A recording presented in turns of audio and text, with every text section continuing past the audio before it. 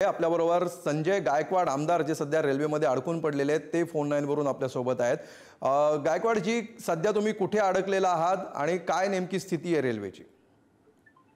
आता आम्ही कुर्ल्याच्या मागे आहोत आणि जवळपास विदर्भातले सर्वच आमदार याच्यामध्ये आहेत, काही मंत्री पण आहेत। हो, आणि असं कळतंय की पुढे पाण्यामुळे हावडा मेल थांबलेली आहे, त्याच्या मागे विदर्भ आहे आणि आमच्या मागे अमरावती पण आहे। निश्चित। गायकवाडजी, कोण कोण तुमच्या सोबत अजून कोण कोण सहकारी आमदार आणि मंत्री आहेत याविषयी आम्हाला काय सांगू शकता? अनिल पाटील मंत्री आहेत, अमोल मिटकरी पण आमदार आहेत, तिकडे आमचे धीरज लिंगाडे आहेत, राजेश शेकडे आहेत, आणखी बरेचसे आमदार आहेत पुढे पण।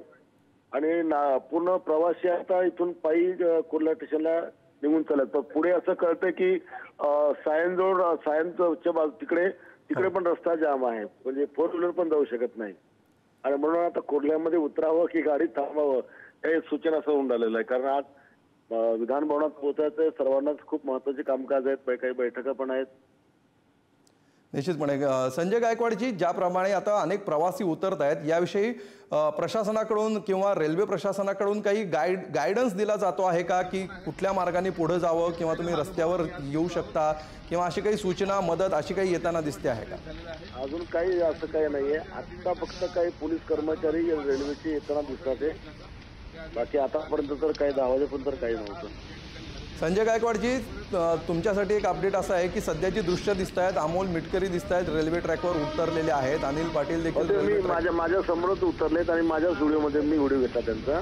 ओके ओके ओके बाकीचे आमदार सुद्धा अशाच प्रकारे आता बाहेर पडत आहेत की अजून थांबण्याचा निर्णय? आता काही आमदार गाडीमध्येच आहेत, त्यांना अशा अपेक्षा आहे की आता गाडी काही सुटेल, थोडी गाडी आता सुरू झाली हळूहळू।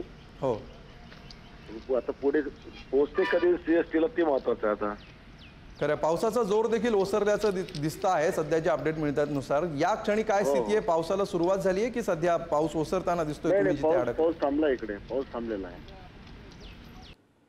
ठीक, धन्यवाद संजय गायकवाडजी, पुढारी न्यूजशी ही सविस्तर बातचीत केली त्याबद्दल। संजय